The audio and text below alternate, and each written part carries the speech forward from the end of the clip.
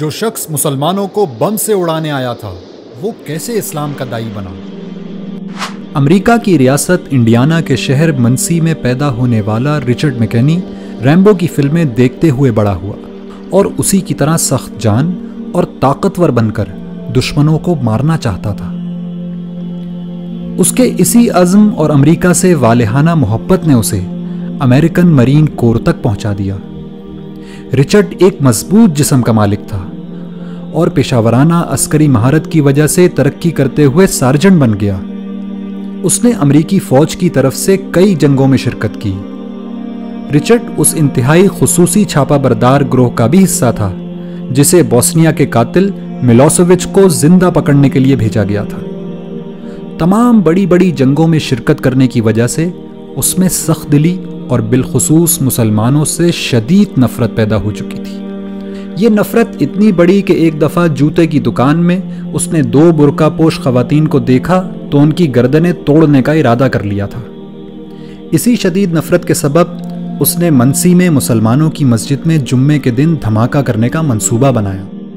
اس کا منصوبہ تھا کہ وہ سینکڑوں مسلمانوں کو بم سے اڑا کر اپنی گاڑی میں بیٹھے ان کے چیتھڑے اڑتے دیکھے گا، لیکن قدرت کو کچھ اور ہی منظور تھا۔ مسجد کو بم سے اڑانے سے پہلے اس نے آخری دفعہ اسلام اور مسلمانوں کو جاننے کا فیصلہ کیا۔ رچرڈ مسجد میں داخل ہوا تو وہاں ایک نمازی نے اس کو خوش آمدید کہا اور پوچھا کہ کیا وہ اس کی کوئی مدد کر سکتا ہے۔ رچرڈ نے اس شخص سے اسلام کو جاننے کی خواہش ظاہر کی، چنانچہ اس نمازی نے اس کو قرآن مجید دے دیا اور کہا کہ آپ اس کو پڑھیے اور پڑھنے کے بعد جو سوالات آپ کے ذہن میں پیدا ہوں وہ ہم سے پوچھ لیجئے گا۔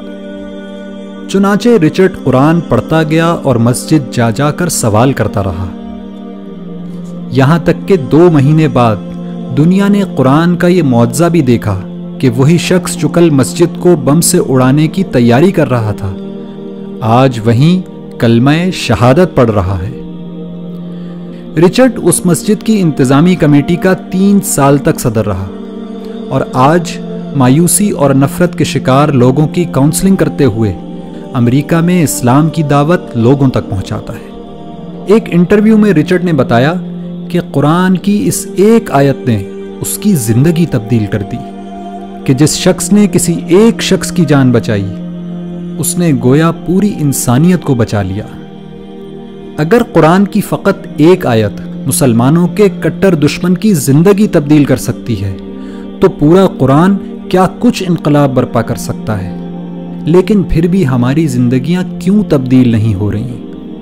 اس کی وجہ صرف ایک ہے کہ رچرڈ نے قرآن کو پڑھا اور سمجھا، لیکن ہم قرآن کو صرف پڑھتے ہیں، سمجھتے نہیں، ورنہ یہ ممکن ہی نہیں کہ رچرڈ کی طرح ہماری زندگیاں بھی تبدیل نہ ہوں۔